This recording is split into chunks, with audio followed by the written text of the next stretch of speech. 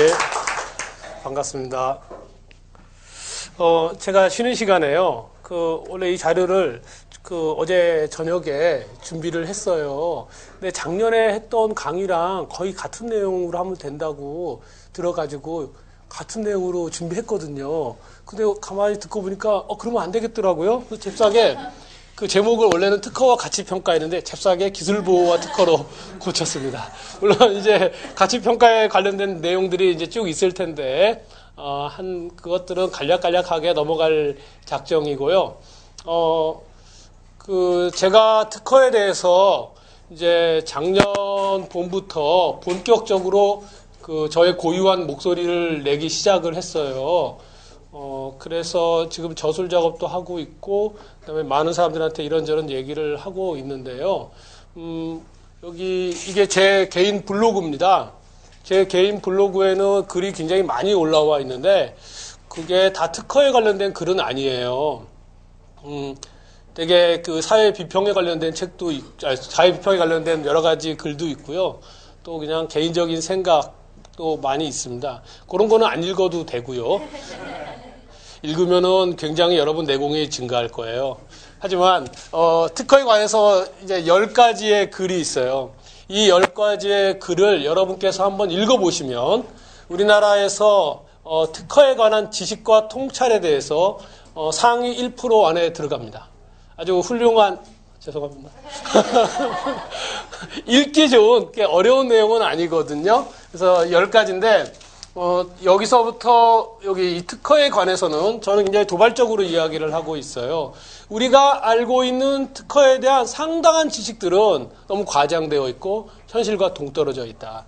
틀린 게 굉장히 많다. 틀린 것을 진실로 믿고 그것에 의지해서 경영하는 경우에 상당히 낭패에 이르는 경우가 많다라는 것이 이제 제가 현장에서 느끼는 경험이거든요.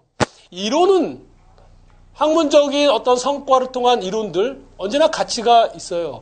그런데 이론을 현실에서 실행함에 있어서 누가 실행을 하느냐, 어떤 조건에서 실행하느냐에 따라서 결과가 완전히 달라질 수 있거든요.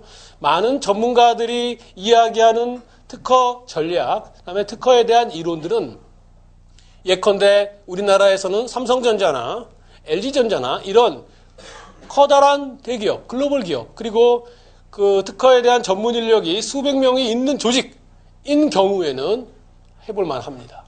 근데 그렇지 않은 경우에는 가랑이 찢어져요. 그렇기 때문에 여기 이런 부분들은 이제 나름 도발적인 질문을 하고 있어요. 읽어보면은 하여튼 특허에 대한 지평이 넓어질 거라고 보고요. 그 다음에 디자인 극장 1막, 2막, 3막이 있는데 이거 나름 굉장히 재밌습니다. 그러니까 제가 이제 어느 매체에 디자인 전문 매체에 이제 연재했던 거거든요. 세 번에 걸쳐서 연재를 했는데 우리가 알고 있는 여러 가지 디자인들, 예컨대 2D 디자인의 편집 디자인, 그리고 타이포그래피, 캐릭터 디자인, 이런 여러 가지 것에 대해서 이걸 어떻게 보호할 것인가? 저작권? 디자인 보호법? 특허법은? 이런 식에 대해서 이제 등장인물을 극장에 올려놔요. 성춘향과 홍길동과 임꺽정들이 막 올라옵니다. 그래서 이런 사람들이 어떤 이제 실제에서 어떤 관계에서 누가 권리를 갖고 있느냐 이런 것을 얘기하고 있어서 괜찮을 거라고 봐요. 3D 디자인, 제품에 대한 디자인도 다루고요. UI, UX 디자인도 다루고 있습니다. 그래서 디자인 극장을 읽어보면 은연중에 여러분들이 오늘 이야기할 특허뿐만 아니라 상표권, 저작권, 그 다음에 이 디자인 특허에 대해서 은근히 지식을 얻을 수 있을 거라고 봅니다. 학점과 이런 거 관련 없는 거지만, 과제 한번 읽어보시기 바랍니다. 예. 이게 어떻게 하는 거더라? 내리면 되는 건가요? 네, 마우스로 내리면 되는 거죠? 되게 이 특허라는 것은 불확정성의 세계입니다. 이 불확정성의 세계에 대해서 오늘 이야기를 한번 해보겠습니다. 먼저 우회를 한번 해보죠. 구라를 한번 해보겠다는 건데요. 헤라클레스와 사자와의 싸움인데 그리스 신화의 이야기입니다. 그리스 신화의 헤라클레스는 모르는 사람이 없겠죠. 제우스가 바람을 피워서 인간의 여자 인간으로부터 얻은 남자 영웅이죠. 제우스는 헤라클레스한테 이 인간 세계의 제왕이 되도록 하려고 했죠. 하지만 언제나 정부는 아니죠. 예, 정부는 인간이었고요. 정실 부인이 있게 마련이지 않습니까?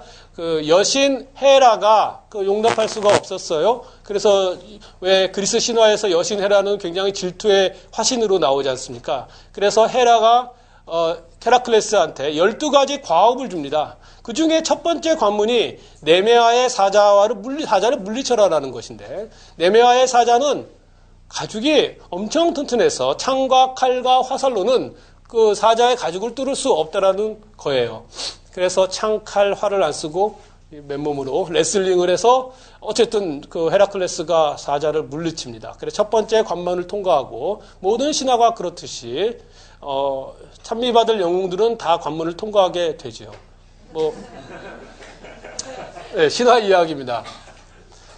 그러면 신화를 봤으니까 이게 몇천 년 된 거잖아요. 그러면 200년 전으로 한번 가보죠. 없네? 이겁니다.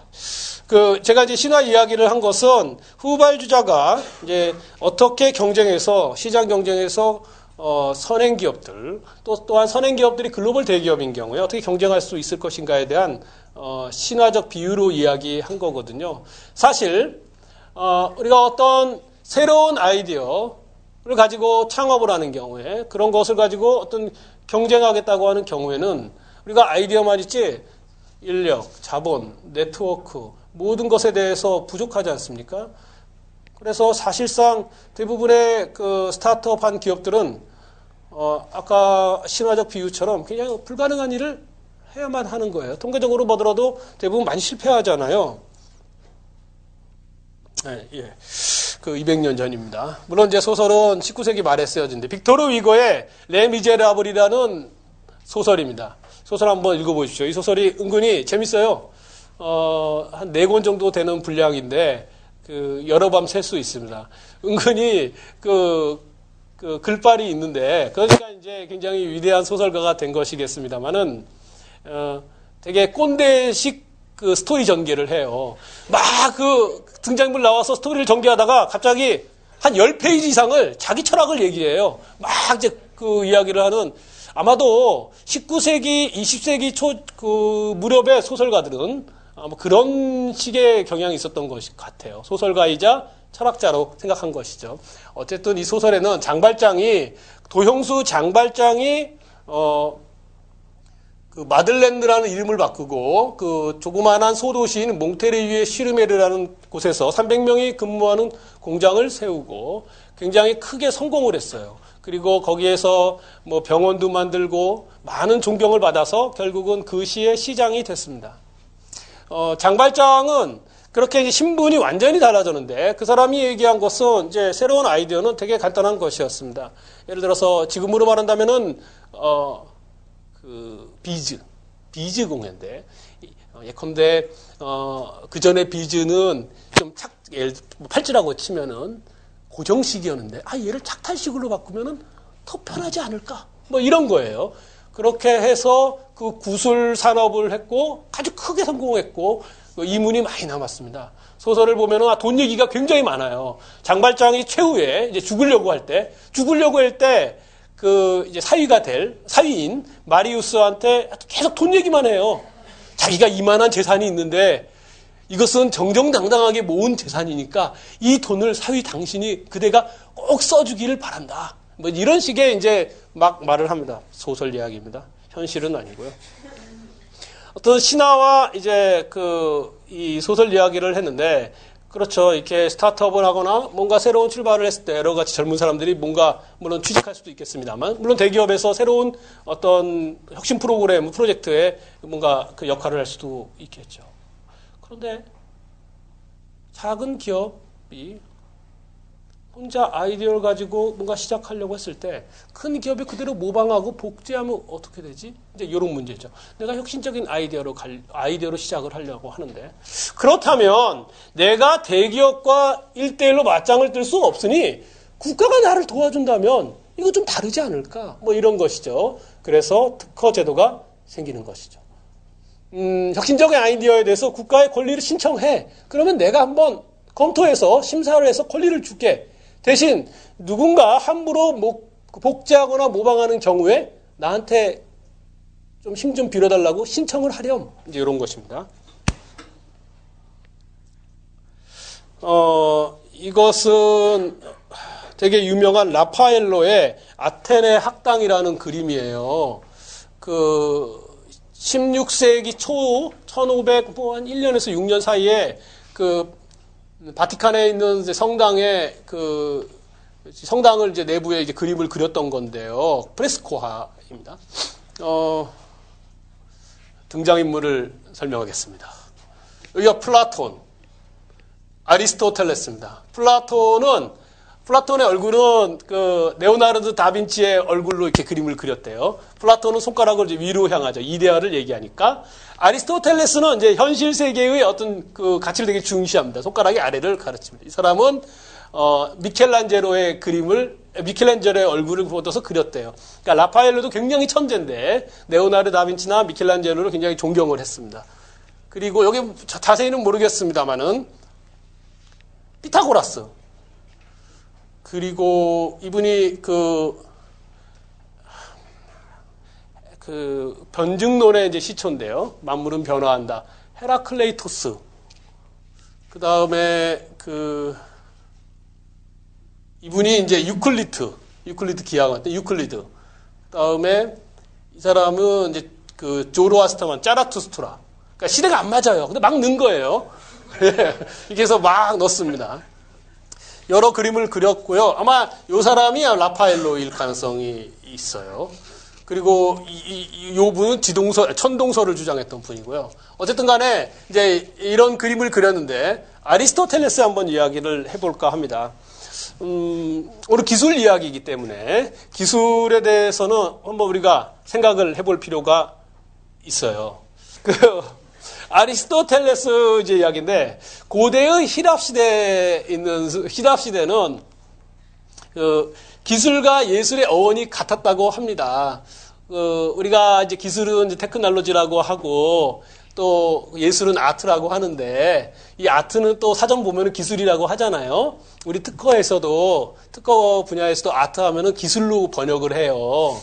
근데 기술과 예술의 어원은 다 같았고 그게 그리스어로 테크네였다고 합니다. 이 테크네를 이용을 해가지고 어떤 작업술, 뭔가 만들어내는 거, 그거를 히랍 시대의 그리스 사람들은 포이에시스라고 말했다고 합니다. 포이에시스는 안에 있는 것을 밖으로 꺼내어 놓는 거.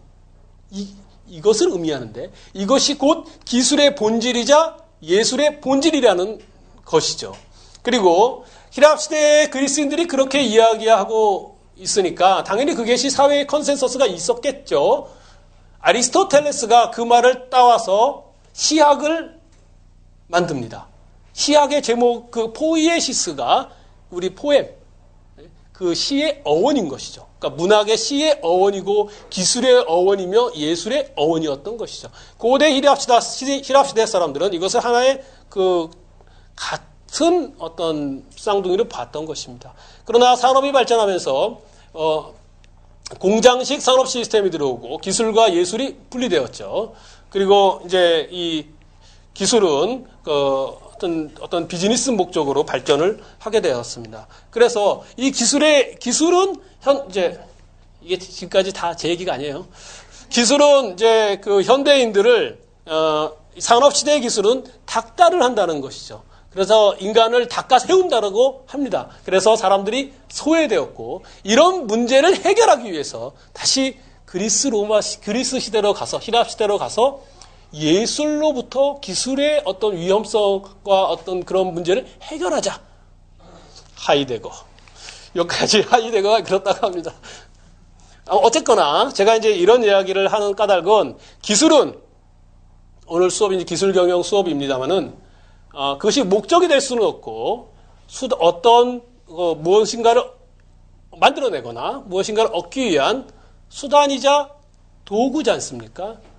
그것이 목적이 되어서는 안 된다라는 것이죠. 어떤 학문적 연구를 제외하고서는 비즈니스, 기술 경영을 얘기하는 비즈니스에서는 기술을 자칫 너무 목적적으로 바라보면 통찰을 잃어요. 여기만 이렇게 바라보는 거죠. 바라보면은 그 분야에서 전문가가 될 수 있을랑가는 몰라도 회사가 망하죠. 그렇기 때문에 이제 그 통찰에 관련해서는 우리가 어떤 예술적인 어떤 것들, 좀 문학, 인문학들 이런 것들을 좀 널리 들어볼 필요는 있어요. 그래서 한번 우리가 주목해서 관심 있게 바라볼 문제는 이제 디자인이 그렇게 될 수가 있습니다. 왜냐하면 디자인은 기술의 속성을 당연히 가져요. 왜냐하면 디자인조차 어떤 목적을 달성하기 위한 도구적 방법론으로 들어가기 때문에 디자인 자체가 목적은 아니지 않습니까? 그래서 이 디자인 요즘 이제 뭐 애플이 디자인을 통해서 크게 성공한 것도 시사하는 바가 굉장히 크고 기술의 대안이다라고 말할 수는 없지만 기술의 부족한 어떤 문제들 또는 기술의 과대한 어떤 축소지향적 또는 통찰을 잃어버리게 만드는 어떤 그 도구의 함정 이런 것들을 보완하는 데 있어서는 상당히 디자인이 큰 의미가 있다. 그게 2D든 3D든 UI든 무엇이든 간에요. 그래서 제가 디자인 극장 1, 2 했거든요. 한번 꼭 읽어보십시오. 어쨌거나 안에 있는 것을 밖으로 꺼내어 놓는 것 이것은 예술의 본질이라고 한다면 누구나 예술가가 될 수 있다고 생각을 하고 내가 예술가라고 생각을 했을 때 그때 여러분의 수준은 상당히 올라갈 거라고 봐요. 제가 아주 많은 사람들을 만났습니다. 돈 벌려고요. 그 여러 가지 기업들을 만나고 이러는데 자기 수준이 이제 엔지니어도 그렇고 개발자도 그렇습니다. 자기 수준이 높은 경우에는 어느 정도 보기 잘 되었지만 그러나 더 완결성을 추구하고 상대방이 막 비판을 해요. 그런 비판을 잘 듣습니다. 왜냐하면 난 더 좋은 걸 만들어야 되기 때문에. 근데 자기 수준이 자기 수준이라는 것은 만족도입니다. 이 정도면 만족하는 거 아니야 이런 거죠. 자기 만족도가 낮은 경우에는 상당히 비판에 대해서도 그 문제 지적에 대해서도 상당히 그 알러지적 반응을 보이는 경우가 많더라고요. 그래서 내 스스로 우리가 그 예술가다라고 생각을 하면 상당히 그 재미있는 심리적 효과가 나요. 그래서 여러분들이 오늘 팀별 과제 했던 것 같은데 예술가에 한번 만들어 보십시오. 기술평가의 실무세계라는 건데요. 이거 간략하게 제가 말씀을 드리면서 지나가도록 하겠습니다. 사실은 저는 기술평가의 전문가는 아니에요. 전문가가 아닌 뿐만 아니라 기술평가에 대해서 상당히 비관적인 입장이 조금 있어요. 기술평가의 의미에 대해서는 뭐 기술 수준이 과연 있느냐 이거 굉장히 중요한 거겠죠. 수준이 저열함에도 불구하고 평가해가지고 그것을 가치로 환가한다는 것은 상당히 긍정적이지 않은 것일 수 있겠습니다. 그러면 기술 수준이 어떤 정도 있을 것이고 그 수준을 평가해서 그것을 환가할 수 있는 기술 가치의 평가가 될 텐데요. 재산으로서의 기술의 특징 먼저 무형의 가치인데 기술과 제품은 구별되어야 한다. 혹은 기술과 서비스는 구별되어야 한다. 라는 것이죠. 이 부분은 사실 우리가 상당히 착각을 하는 경우가 많아요. 기술은 눈에 보이지 않는 어떤 무형의 이제 가치가 될 텐데 사실 우리 인간이 무형의 가치를 정확하게 판단하기는 어렵거든요. 그래서 아주 인지적 작용으로 우리 대뇌의 인지적 작용으로 무형의 가치를 유형화시킵니다. 그래서 그걸 제품으로 이해하죠. 그래서 아이폰의 기술 이러면 우리는 아이폰을 생각하는 그 기술을 보는 게 아니라 내 아이폰에서 어떻게 갤럭시에서의 무슨 기술 이러면 갤럭시 기술이 어떤 것인가 그 원리를 본다기보다는 내 갤럭시는 뭐 이제 이렇게 보는 거죠. 이런 것을 딱 구별할 수 있어야만 어떤 이제 이 재산으로서의 기술의 특성이 나옵니다. 그런데 이 기술이 제가 이제 가치 평가하기가 참 어렵다라고 하는 것은 이런 것이죠. 기술이 그 자체에 독립적으로 의미를 갖기는 상당히 어려워요. 아까 말씀드린 것처럼 기술이 도구적 속성, 수단으로서의 속성을 갖고 있기 때문에 기술 자체가 완결하게 육신을 갖고 있기는 어려운 것 같아요. 결국 시장에서 어떤, 작용과 어떤 결과를 내올 것인가, 어떤 영향을 미칠 것인가일 텐데, 근데 문제는 시장이 몹시 변동이 심하다라는 것이에요. 기술이 변화하면 시장이 바뀌어야지. 뭐 그렇게 정신승리적으로 생각할 수가 있습니다. 그러나 시장이 바뀌기 때문에 이제 기술이 따라온다. 이렇게 볼 수도 있어요. 그 다음에 기술은 또 수명이라는 게 있지 않습니까? 내가 이렇게, 기술을 뭔가 개발하는데 꽤 시간이 걸려요. 어떤 2, 3년 걸릴 시간이 소요될 수도 있죠. 2, 3년간 엄청난 청춘을 다 바치고 모든 돈을 쏟아붓었는데 표준이 바뀌었어요. 그 기술 죽어버렸어요. 이런 경우 허다합니다. 그렇기 때문에 이제 이 기술 수명도 생각할 수밖에 없고요. 더 나은 기술의 등장 당연하고요. 경영에 대한 영향 또 있지 않습니까? 대표이사가 사이코거나 아니면 윤리적으로 문제가 있는 경우, 그런 경우 기술이 아무리 좋다 하더라도 또 망해요. 아까 이제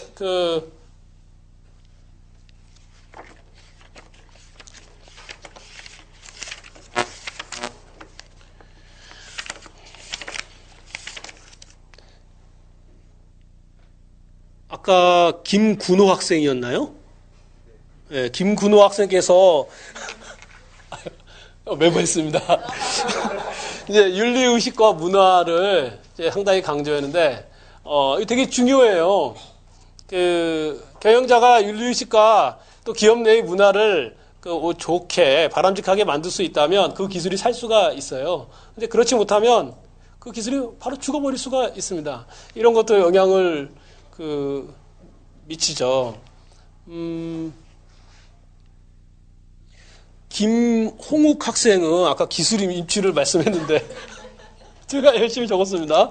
네, 이게 그냥 현장의 이야기예요. 현장의 이야기인데 예를 들어서 회사 내에서 어떤 기술이 있는데 그 기술이 전문가인 제가 보기에 그거 가치가 없어 보여요. 그런데 특허 신청해요. 제가 보기에는 그거 디자인 권리 신청 안 해도 돼요. 그거 권리 받을 수도 없어요. 그런데도 권리 신청을 해요. 그러니까 이게 그 회사, 제가 보기에는 전문가가 보자면 그 회사는 좀 엉터리야. 그건 정말 아마추어야. 라고 얘기할 수가 있습니다. 하지만, 제가 이제 이거는 아주 확증은 아닙니다만, 경향적으로 그게 맞는 것 같은데. 어떤 기술이 사소하더라도 그것을 권리화를 실천하는 대표이사의 어떤 강한 지침이었던 거예요. 그러다 보면, 사소한 거라도 유형이든 무형이든 내게 아니라 이거 회사 거야. 나는 문화가 만들어진다라는 거예요. 그런 경우에는 회사의 돈이 사무용품을 구입하는 데서도 헛되게 잘 안 쓰여요. 그러니까 회사가 굉장히 공동체로 굴러가더라고요. 그래서 그렇게 정말 말도 안 되게 이렇게 뭔가 권리 보호한다거나 뭐 이런 경우가 오히려 그런 심리적 작용, 문화를 만드는구나. 그런 문화에서는 예를 들어서 이 기술이 회사 내 윤리와 문화가 만들어지지 않으면 엔지니어는 이거 뭐 널리 쓰이고 있잖아. 이 정도는 하면서 유출합니다. 그러면 소송이 벌어지는 거예요. 권리 보호가 곧 소송을 의미하는 건 아니거든요. 권리화를 하지만 소송하지 않는 경우 허다합니다. 그게 이제 그런 과정이 굉장히 중요하다라는 것이죠. 어쨌거나, 경영에 대한 영향도 있고, 경쟁자의 모방 문제도 있습니다. 그러니까 되게 비안정성의 가치죠. 그런데 이 비안정성의 가치가 특허로 이제 평가가 된다면, 특허의 가치로 딱 왔을 때, 여기서 또, 엉뚱한 문제가 발생을 합니다. 이따가 다시 설명을 하겠습니다만, 특허는 기술이 아니에요. 특허는 전혀 기술이 아닙니다. 특허는 언어이고 문화예요. 예를 들어서 제가 굉장히 좋은 아이디어가 오늘 착상이 떠올랐어요. 그러면 국가에 제가 텔레파시로 자 이제 특허를 신청합니다. 이게 탁 보내는 건 아니지 않습니까? 특허의 권리를 신청을 하긴 해야 되는데 뭐로 신청하나요? 제품 샘플을 만들어서 신청하나요? 문서로 만들죠. 그러면 이제 대충 만들면 대충 기술이에요. 그러니까 엉터리로 기술은 굉장히 원천적이고 시대를 선도하는 엄청난 가치가 있는 핵심 기술이래요. 저 같은 변리사가 대충 쓰면 뭐 대충 특허죠. 이게 특허가 언어고 문헌이라는 거예요. 다시 말하면 기술적으로 굉장히 좋은 것임에도 불구하고 그 문헌이 엉터리로 작성되어 있는 경우에 특허의 가치가 확 떨어지게 되죠. 해석에 의해서 영향을 받습니다. 어떻게 해석을 하느냐, 어떤 법이론에 대해서 해석을 하느냐. 그리고 이것은 한시적인 권리고 또 권리가 언제는 무효 가능성이 있어요. 이 부분에 대해서는 특허와 무효 읽으면은 변리사보다 똑똑해질 수 있습니다. 그다음에 너무 많은 특허가 있습니다. 해마다 우리나라에는 20만 건의 특허가 신청이 돼요. 중국은 60만 건의 특허가 신청이 됩니다.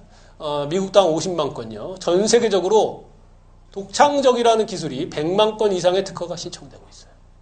그러면 나 이거 특허 받았어 라고 하는 게 나 100만 건 중에 하나 신청한 거야 라는 것과 같아지는 것이죠. 그러니까 이런 특허의 가치에 되게 그 유동성도 있습니다. 그래서 이게 이제 되게 불확정성의 가치가 있는데 다양한 얼굴을 갖고 있을 수가 있어요. 이런 것을 특허를 평가하겠다. 이런 작업이죠. 사실 어렵습니다. 그래서 이런 어려운 작업에서 여러 가지 이제 이론적인 모델들이 있습니다. 이렇게 기술 가치 평가가 쭉 있고요. 기술 평가가 필요할 때는 기술 거래를 해야 되는데 거래를 할 때 돈을 주고받는데 내가 얼만큼을 줘야 되는지 이거 뭐 하지 않습니까? 그다음에 투자를 유치를 하는데 내가 얼만큼 투자를 하려면 이 기술이 얼마나 가치 있는지를 좀 어필을 해야 되고 요즘은 기술 금융 얘기를 많이 합니다. 그러면 금융을 하거나 이를 담보로 이렇게 삼을 때 얘의 가치를 어느 정도 봐야 되는 것인지 라이선싱 할 때, M&A 할 때, 그다음에 여러 가지 이제 회계 세무 절차, 소송 절차 뭐 이런 것에 대해서 기술 평가의 필요성은 확실히 있기는 해요. 어떻게 그 모 회사의 홍길동이라는 부장이 이거요? 5억에 5억 하고 사인합시다. 이럴 수가 없잖아요. 회사에는 다 징계라는 게 있어요. 네가 책임져. 이렇게 해가지고 자를 수가 있는걸요? 그러면 잘려요. 거래하는 담당자가. 그러려면 그 사람이 확실하게 이런 객관적인 근거가 있다라고 해야 되지 않습니까? 그럼 당연히 가치를 평가를 해야 되는데 그래서 나온 뭐 수익접근법, 비용접근법, 시장접근법 이거는 아마도 수업 시간에 배우셨을 거라고 보고 제가 뭐 이렇습니다. 넘어가겠습니다. 이런 모델들이 검토가 되고 있습니다. 그래서 기술 가치 평가에 제가 공부해 봤을 때는 기본 과정이 세 가지가 있는데 기술 실체의 과정과 기술 존속의 과정 그리고 평가 기간의 과정이 있습니다. 이런 과정이 우리를 오히려 우리의 이제 늪이 되고 덫이 되는데 왜냐하면 기술 실체의 과정은 여기 말씀 나온 것처럼 기술 평가는 그 기술을 소유하는 기업에 대한 평가가 아니라 기술 자체에 대한 평가이다.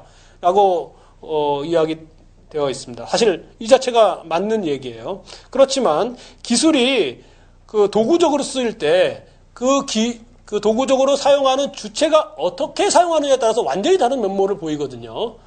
아까 오늘 기술의 역사를 쭉 설명했었잖아요. 박사과장님께서 똑같은 기술이라도 누가 하느냐, 애플이 하느냐, 누가 하느냐에 따라서 완전히 달라지거든요. 기술 존속의 과정, 반증이 없는 한 기술은 미래에도 계속하여 존재할 것이라고 가정한다.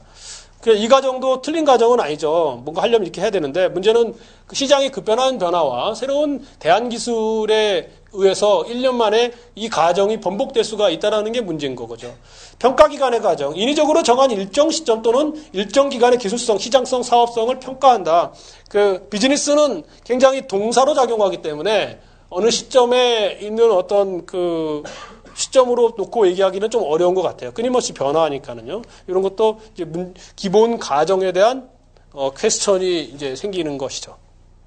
어쨌거나 저는 이제 기술에 대한 가치 평가 또는 특허에 대한 가치 평가 이런 부분들은 좀 어려운 면이 있는 것 같아요. 상당히 어렵습니다. 그리고 어렵기 때문에 이런 거는 또 있는 것 같아요. 객관적인 평가도 좀 어렵고 의뢰자의 이제 눈치를 봐서 이게 개수 조정합니다.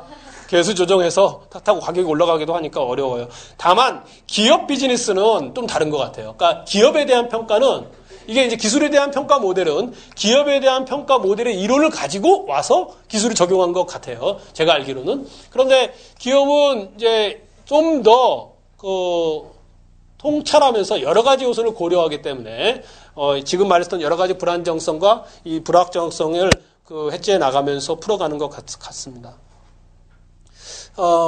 통계적 검토 이거는 되게 흥미로운 부분인데 제가 이것을 얘기하는 것은요. 사회 문화 이게 굉장히 중요해요. 사회 문화가 기술에 대해서 대우를 그 가치를 높게 평가하는 나라에서의 그 기술에 대한 평가와 또 그렇지 못한 나라에서의 기술 평가는 달라요. 기술은 미국에서나 한국에서나 어디에서나 똑같은 건데 미국으로 가면은 평가가 좋게 받고 한국에서는 야야야 그거 안 돼 이렇게 되니까 이건 상당히 이제 문제라는 것이죠. 이건 이제 로열티율인데 미국과 국내 로열티 평균 로열티가 뭐 이렇다고 합니다. 인터넷은 우리는 로열티가 굉장히 작고 미국 굉장히 높으니까 이제 이쪽 분야에 미국이 산업이 주도하는 것은 아무래도 어느 정도 이제 이야기할 수 있겠죠. 그러니까 추정평가의 함정은 이제 사정 변경이 발생한다라는 것입니다. 한번 쭉 읽어보겠습니다. 모방이 매우 쉬운 기술이어서 특허가 중요했는데 알고 보니 그 특허는 빈 껍데기에 불과했다. 이런 경우 많아요. 시장에서 훨씬 더 우수하고 경제적인 경쟁 기술이 등장했다. 우리 대표적으로 우리 스마트폰 얘기할 수가 있겠죠. 2009년의 일입니다. 2007년에 아이폰이 나오고 2009년에 들어왔죠. 우리가 한 2년간 쉬고 있었습니다. 세 번째, 기술의 행위 주체, 소유자의 경영 실패로 도산하였다. 기술은 굉장히 좋았는데 경영자가 비즈니스 판단을 잘못했어요. 도산해버려요. 그런 경우에 그 기술은 방향을 잃을 수 있습니다. 평가자는 낮게 평가했어요. 이거 별로예요. 기술 이건 좀 그런데 그 기술을 적용한 제품에 대해서 외국 기업이 엄청난 규모의 주문을 해버렸어요. 그러면 이게 완전히 다른 국면이에요. 그 평가자를 좀 높게 평가했었어야 되는데 사소한 기술이라고 생각했는데 소비자가 엄청난 반응을 보였다. 이런 경우도 있습니다. 기술 자체는 우수하지만 쉽게 모방이 가능하여 경쟁에 취약할 거라고 생각했는데 특허가 나와요. 절대 그 특허 못 나와 라고 호언장담했는데 특허가 딱 나와요. 이거 아주 웃긴 상황이 발생할 수 있습니다. 이런 것들은 다 그냥 제가 현장에서 직간접적으로 이 추정평가에 의문을 제기하는 케이스들이 많았다라는 것이죠. 제 기술 정말 좋아요. 우리 한번 르누아르의 그 도시의 연회, 시골의 연회입니다. 도시 시골 느낌 뭐죠? 결과적으로 이 협상과 설득력의 문제인 것 같아요. 기술 평가나 뭐 이런 거 여러 가지 평가는 협상의 하나의 이제 이렇게 근거가 될 텐데 어떤 협상과 어떤 설득력에 따라 가지고 올라가곤 하는 것 같습니다. 그래서 이제 이 기술 평가에 대한 열린 자세, 그러니까 쓰레기통에 버릴 수도 있다. 때때로는 그게 굉장히 중요할 수도 있다. 그 중요성을 부인할 수는 없겠죠. 객관적인 근거가 있어야 돼요. 객관적인 근거 없이 막 함부로 평가하다 보면은 기업의 그 담당자 잘립니다. 책임을 물어야 되거든요. 그러니까 당연히 평가는 해야 됩니다. 특히나 이제 우리 현 정부에서 여러 가지 이제 기술금융을 얘기할 때는 평가가 수반될 수밖에 없어요. 계약을 할 때에도 계약의 근거가 있어야 되니까요. 그렇지만 우리가 일반적으로 어떤 케이스에 따라서는 그 기술 평가가 의미가 없을 수 있다. 혹은 아무 의미가 없어. 혹은 그보다 훨씬 더 의미가 있는 거야. 할 수도 있겠죠. 특허의 세계. 아까 설명했습니다만은 그냥 요약해서 다시 한번 설명한다고 보겠습니다. 여러 가지 그 지적재산권은 여러 가지가 있어요. 이 중에서 뭐 크게 우리가 비즈니스적으로 이야기하는 것은 얘네들입니다. 영업비밀, 특허, 디자인, 상표권, 저작권, 부정경쟁이요. 근데 이 중에서는 성격이 좀 달라요. 어떤 성격이 다르냐면 자연스럽게 발생하는 권리가 있어요. 국가가 심사를 해서 국가한테 신청을 하고 국가 심사를 해서 권리를 주는 게 있어요. 이 녀석들 한번 볼까요? 자연스럽게 발생하는 권리인데요. 먼저 이 저작권을 보도록 합니다. 저작권은 지금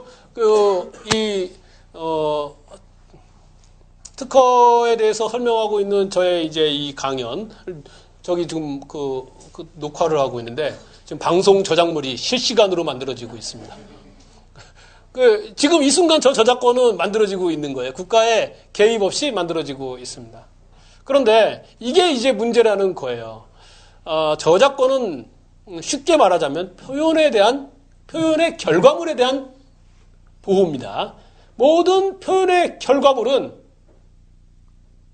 저작권으로 보호될 수가 있습니다. 일단 가정, 눈으로 보는 표현물이든 귀로 듣는 표현물이든 만질 수 있는 표현물이든 간에 표현물은 저작권으로 보호될 수가 있는데 모든 표현을 보호하면 이건 이제 또 문제가 복잡해지거든요.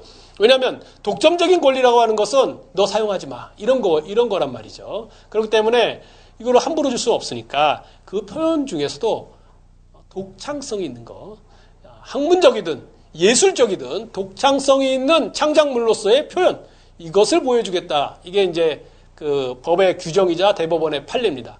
그런데 문제는 권리가 지금 나오고 있는데, 저도 이제 저 파일은 제가 모르잖아요.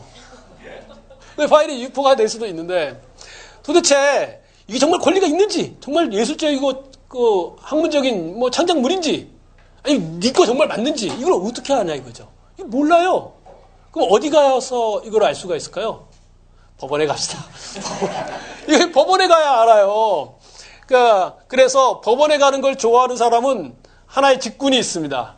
변호사입니다. 모든 소송의 그 승리자는 변호사가 되지요. 변호사는 이 사실을 이제 간파했습니다. 그래서 우리나라뿐만 아니라 전 세계적으로 하나의 유행한 로펌의 행위가 있습니다.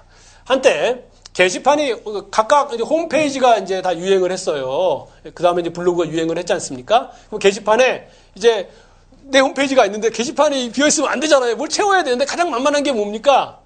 기사잖아요, 기사. 기사를 이제 막 올려요. 기사에 이제 뭐 쓱 카페 가서 붙이거나. 그러면 이제 법무법인에서 내용 증명을 딱 보내죠. 당시 귀하는 저희 저작권을 침해했는데 소송을 형사 고소를 하거나 하려고 한다, 고발하려고 하는데 어떻게 하겠느냐라고 보냅니다. 홍길동한테만 보내면 괜찮죠. 어디 뭐 웹사이트 홈페이지인 사람이 한두 명인가요? 10만 명한테 보낸다고 치죠. 그러면 이제 낚시하는 거예요. 낚시하는 건데 10만 명한테 내용 증명을 싹 보낸 다음에 그 형사 이렇게 얘기하니까 학생들은 더 쫄아요. 학생들 쫄고 저 같은 사람도 쫄 수 있어요. 왜냐면 너무 바쁜 거예요. 그럼 법원에 저 머릿속에 이제 제 머릿속에 회로가 계산합니다. 법원에 왔다 갔다 하고 그것에 대한 시간적 비용과 뭐 막 이러고 거죠. 그래서 이제 아는 사람한테 전화 걸고 변호사 그 선임하면 얼마지? 그거 얼마야? 막 그러죠. 그러면 이제 그 내용 증명 보낸 로펌에서 한 80만 원 정도를 합의할 수 있다라고 하죠. 이게 80만 원이 큰 돈이죠. 하지만 변호사 선임하면 수백만 원이 들어요. 시간 들고 뭐하고 그거 아주 잘못하면 범법자 되는 거 아니야? 쫄아요. 그러면 이제 전화를 걸어요. 전화를 거는 순간 이제 낚이는 거예요. 이렇게 딱 특정이 되는 거. 제 성춘향한테 전화 왔어. 합의 안 할 수가 없는 거죠. 막 좀 이렇게 나오면 알았어. 그만 50만 원 해줄게. 이렇게 나옵니다. 다 이거 실제 있었던 사례들이에요. 그러면 10만 명 내용 증명 보냈다 하더라도 성공률 5%, 그럼 5천 명. 5천 명 곱하기 80만 원. 이제 계산이 뚝 나오죠. 그러면 저작권자인 그 언론사 당신 O, 우리 로펌 O, 이런 비즈니스가 우리나라뿐만 아니라 전 세계로 갔습니다. 이게 신문 기사, 그다음에 디지털 이미지, 사진들이요. 이런 것뿐만 아니라 다 들어가 있어요. 하지만 이런 거에 소송을 해가지고 로펌이 이겼는 게 있느냐? 거의 없어요. 그 블로그에 뭔가 링크를 걸고 썸네일이 올라오는 경우에 그런 경우 우리 대법원 판례 저작권 없음 이렇습니다. 아무튼 저작권이 이런 이제 문제가 있는데 그렇다 하더라도 이 저작권의 침해는 했는지 안 했는지는 법원에 가야만 아는데 적어도 이런 거는 우리가 예측 가능하죠.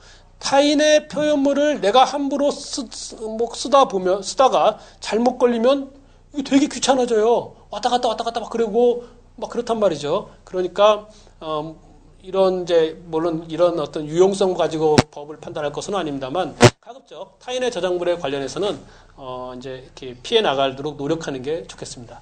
저는 이제 여기 아까 여러 저작물들을 썼는데요. 이런 것들이 있지 않습니까?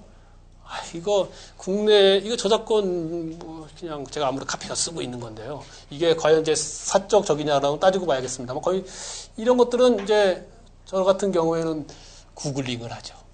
이 네이버나 다음이나 이런 국내 사이트는 우클릭도 잘 안 되더라고요.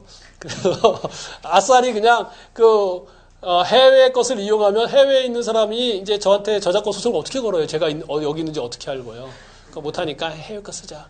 그런데 여러분들이 이제 경영을 하다 보면 그냥 로컬 시장에서 머물자라고 하면 구글링해서 저기 이제 남미 거 찾아가도 되겠습니다만은 이제 글로벌 시장에 진출하려면 저작권을 함부로 쓰면은 이제 되게 피곤해집니다. 가능한 한 허락을 받는 게 좋은데 허락을 누구한테 받아야 할지도 모른다는 거죠. 음반 저작물 같으나 출판 저작물은 관리단체가 있어요. 전문적으로. 그런 경우에 거기에 이제 컨택하면 되는데 대개의 인터넷에 있는 수많은 자료들은 누가 권리자인지 몰라요. 이게 저작권의 문제. 영업비밀과 부정경쟁은 이것은 이제 부정경쟁 방지 및 영업비밀 침해에 관한 법률이 있습니다. 부정경쟁 방지법이라고 하고 또는 영업비밀 보호법이라고 합니다. 같은 법률이에요. 같은 법률의 전반부는 부정경쟁을 따지고 같은 법률의 후반부는 영업비밀을 규율합니다. 이것은 자 부정경쟁 먼저 따져버리면은 국내의 유명한 남과 남을 구별해주는 어떤 것들, 뭐 상표든, 뭐 마크든, 캐릭터든, 무엇이든 간에 나와 남을 구별해주는 것이 있는데, 마크가 있는데, 표지가 있는데, 걔가 누구 건지 누구나 다 알아요. 그러는 경우에 그것이 설령 상표권이나 뭐로 보호되고 있지 못한다 하더라도 소비자 보호를 위해서, 소비자가 헷갈리지 않겠느냐. 그러니까 그런 경우엔 함부로 무방하거나 복제하면 안 돼. 이게 이제 부정경쟁방지법의 법리입니다. 예전에 이런 게 있었어요. 그 불가리스 알죠? 남양유업의 불가리스가 나왔는데 사실 대한민국이라는 명칭의 상표권을 누가 보유할 수가 있을까요? 안 되잖아요. 그건 누구나 다 쓸 수 있는 거예요. 대한민국은 내 거다 누가 할 수가 없잖아요. 그러면 대한민국의 상표권을 보호받지 못한다면 불가리아는 어때요? 불가리아도 누가 권리를 아무나 쓸 수 없잖아요. 그래서 남양과 메일은 오랜 경쟁 관계였습니다. 남양이 맞을 거예요. 남양이 불가리스를 내서 시장이 크게 성공을 하니까 메일에서 짝퉁을 만들었죠. 불가리아 이렇게 해요. 불가리스 대 불가리아의 소송이 벌어졌습니다. 상표권으로는 규율할 수 없어요. 그러나 그거 좀 불가리스 광고도 얼마나 했니? 많이 팔리지 않았니? 근데 소비자들 헷갈리잖아. 그러면 안 돼. 라는 거예요. 그런 게 이제 부정경쟁 행위에 이제 하는 겁니다. 법이 이제 국가가 개입할 때 하는 게 아니라 널리 알려지면 국가가 도와주는 거예요. 영업비밀은, 부정경쟁은 남과 나의 관계인데 영업비밀은 그냥 나의 관계예요. 회사 내부에서 회사 내의 재산을 가지고 함부로 유출하거나 가지고 나와서 네가 사업하거나 이러면 안 되지 않느냐. 산업 스파이에 관련된 건데 이 소송 은근히 많아요. 저도 이 소송에서 대법원까지 가고 한 적이 있는데 아무튼 제가 짧게 얘기하자면 여러분들이 회사에 취직을 하거나 여러분들이 창업을 하더라도 회사의 것과 내 것은 완전히 다른 거예요. 회사 내에 있는 컴퓨터, 회사에 들어가 있는 데이터, 회사에 있는 모든 비품은 회사의 것. 내 것 아니야. 이런 사고가 현대적입니다. 그리고 이 영업비밀 이 보호에 관한 법률이 추구하는 이상입니다. 국가가 독점을 심사해 국가가 이제 신청을 하는 것은 특허, 모든 기술, 모든 기능, 모든 방법, 그리고 이 디자인 중에서 뭔가 기능을 바꾸는 거, 뭐 UI, UX도 뭔가 바꾸는 거 이런 것들은 다 특허입니다. 디자인은 외관의 형태. 외관의 형태에 관련된 것은 디자인 보호법에서 말하는 그 디자인이고 상표권은 나와 남을 구별을 시켜주는 모든 것. 나와 남을 구별할 수가 있어야 돼요. 나와 남을 구별시킬 수 없다면 그 상표가 아닙니다. 예를 들어서 애플은 사과에 애플을 쓰면 그 상표가 아닌 거죠. 사과라는 품목에 대해서는 그걸 애플로 상표권을 가지고 반칙이잖아요. 그건 안 돼요. 그러나 컴퓨터에는 사과랑 아무 상관이 없어요. 그래서 컴퓨터에는 애플 써도 되는 거죠. 이렇게 이제 나와 나 구별시키는 모든 것은 상표법으로 보호합니다. 특허에 대해서 얘기하자면 많은 사람들이 특허를 얘기합니다. 근데 당신 특허가 뭐냐라고 물어보면 대부분 몰라요. 무슨 특허인지 몰라요. 자기 특허 받았다고 막 얘기를 하는데 특허가 뭐예요? 몰라요. 특허가 묶여 있습니다. 아까도 말씀드린 것처럼 특허는 묶여 있는데 뭐에 묶여 있냐면 언어에 묶여 있습니다. 기술 아이디어를 언어로 문장으로 표현하는 것 이것이 특허입니다. 그러니까 특허는 굉장히 많아요. 아까 말씀드린 것처럼 100만 건 이상의 특허가 신청되고 있습니다. 특허가 만만치 않습니다. 아무리 독창적이고 아무리 훌륭한 혁신적인 특허라 하더라도 뭐 특허가 걸어당겨서 돈을 버나요? 비즈니스가 있고 사업이 있죠. 그 사업과 비즈니스를 잘 전개해서 특허가 그 열매를 맺게 만들어줘야 됩니다. 좋은 특허라지만 곳곳에서 실패하는 경우가 아주 허다합니다. 이 그림 잘 보이나요? 깜깜했으면 좋겠는데. 이게 프란치스코 고야의, 이제 이것도 그 고대의 그리스 신화를 따온 거예요. 자식을 잡아먹는 사투르누스라고 하는데, 예, 이런 어떤 고대의 신과 소위 말하는 제우스를 저기 한 12지신이 싸워서 이긴 거죠. 이것은 윌리엄 블레이크라는 시인이자 유명한 당대에는 굉장히 이상한 그림만 그렸던 블레이크의 그림인데요. 이것도 17세기 후반에 있는 이 사람들 주로 단테의 신곡이라든가 지옥의 풍경을 많이 그렸어요. 그러니까 이제 이렇게 그림 유명한 명화들인데 이런 명화를 소개한 이유는 우리가 기술 경영을 얘기했을 때 기술이 굉장히 신기한 아웃풋을 많이 내요. 그러면 사실 작복합니다. 이거 정신승리하죠. 근데 우리가 기술을 통해서 얻으려고 하는 것은 이것을 통해서 뭔가 인류에 기여할 수도 있겠지만 어떤 하나의 꿈을 만들어가고 비즈니스 현실화하는 과정이기 때문에 이게 되게 냉혹하다라는 거죠. 그러니까 이런 현실까지 우리가 감안해서 뭔가 기술을 고려하는 것이 좋지 않겠느냐. 그랬을 때 비로소 이제 특허가 어떤 가치로, 미래를 꿈꾸는 가치로서의 작용을 할 수 있지 않겠느냐, 이런 생각을 합니다. 특허 3원론. 이전의 통설은 특허 2원론이었습니다. 기술과 법률. 이것만 따졌죠. 법률, 기술, 권리잖아. 뭐 이런 식으로요. 하지만 특허 3원론. 법률, 기술, 그리고 비즈니스, 경영. 이게 한 세 가지를 다 봐야 되고, 이 중에서 가장 중요한 건 비즈니스다. 경영이다. 비즈니스 가점으로 특허 전략을 짜야 된다. 극소수설. 제가 이제 주창을 하는 것인데요. 한 몇 년 지나면 다수설, 통설이 되지 않을까. 라고 생각하고 있습니다. 어떤 시스템, 비즈니스 관점으로 보자면, 이게 기술만 보면, 기술의 효율성이라든가, 기술의 프로세스만 보다 보면 시스템만 보게 되는데, 시스템은 결과적으로 이렇게 사람이 운영하는 경우가 많기 때문에, 시스템도 중요하지만, 시스템보다는 사람을 좀 들여다볼 것이 굉장히 필요하지 않겠느냐라는 생각을 합니다. 기술 너머의 기술. 이거 이제 끝났습니다. 5분이면 끝나는데요. 이건 제 꼰대적 발언인데요. 제가 많은 젊은 친구들의 어떤 이렇게 아이디어를 상담을 해본 적도 있고 평가해 본 적도 있어요. 뭐 네로라는 대학의 여러 가지 이제 창업 경진대회에서 한번 평가해 본 적도 있고요. 또 많은 제 이제 작은 고객들, 제 소중한 어떤 고객들의 이제 기술을 보는 데 있어서 세 가지 문제점을 발견됐습니다. 어떻게 이론적인 건 아니고요. 기발한 아이디어와 창조적 상상력은 구별할 수가 있어야 됩니다. 기발한 아이디어는 누구나 다 내요. 저도 밥 먹다가 이거 대박인데? 이렇게 생각이 나요. 하지만 그것이 곧 상상력이자 창조성을 얘기하는 건 아니거든요. 그게 혁신 만들면은 뭐 이렇게 공부할 필요 있나요? 기발한 아이디어만 생각을 하는 거죠. 기발한 아이디어와 창의성을 구별하는 것은 세 가지가 있는 것 같아요. 첫 번째, 리서치. 조사를 해야죠. 조사를 안 해서 자폭으로 와가지고 막 이렇게 아이디어를 얘기하는데 그 막 들으면서 제가 이제 스마트폰을 막 검색해요. 이렇게. 있는 거예요!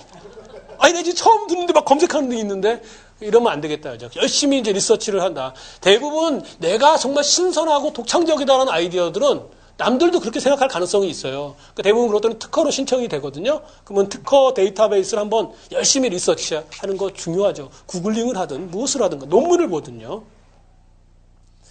차이의 디테일. 이게 정말 어려움이 있어요. 특히 엔지니어 출신들은 정말 어려움이 있는데 말을 두리뭉실하게 해요. 정말 독창적이고 새로운 우리 기술과 우리 비즈니스 모델을 쭉 얘기를 하는데 도대체 어떤 차이가 있는지 모르겠어요. 그러니까 남들은 다 이렇게 하는데 내 차이는 이거야, 이거를 가지고 그 차이를 막 얘기를 해줘야 되는데 이분의 이제 논리 회로에 의하면 거기다 다 설명을 해야 되는 거예요. 그러다 보면 되게 독창성이 있는 부분을 듣는 사람이 이제 무슨 말인지 모르는 거죠. 똑같잖아, 옛날이랑 이렇게 생각을 하게 됩니다. 그래서 무슨 차이가 있는지 차이의 디테일을 가져야만 된다. 그리고 이 기발한 아이디어와 창의성을 구별하는 세 번째 디테일은 언어. 아까 처음으로 들어가서 아리스토텔레스의 시학에 어울렸던 포이에시스. 우리가 뭐 텔레파시로 대화를 나누나요? 뭔가 아니라는 말이죠. 물론 뭔가 이렇게 결과로 딱 승부하는 것이 있으면 그걸로 끝날 수도 있겠습니다. 근데 결과로 예를 들어서 뭐 훌륭한 스마트폰, 훌륭한 디자인이 나오면 그 결과로 설득이 끝날 수도 있어요. 근데 그런 경우 되게 드물고요. 대부분 그 결과가 나오기 전까지 훌륭한 아이디어가 죽어요. 아이폰을 디자인한 조나단 아이브 수석 부사장입니다. 현재 조나단 아이브가 그 디자인 팀에서 아이폰과 아이패드를 개발했어요. 아이폰을 개발했을 때 프로토타입이 나왔습니다. 프로토타입이 나와서 잡스를 불러가지고 스티브야 이거 대박이야 끝났어 이거 볼래요? 이렇게 하지 않았다는 거예요. 조나단 아이브의 이야기는 증언입니다.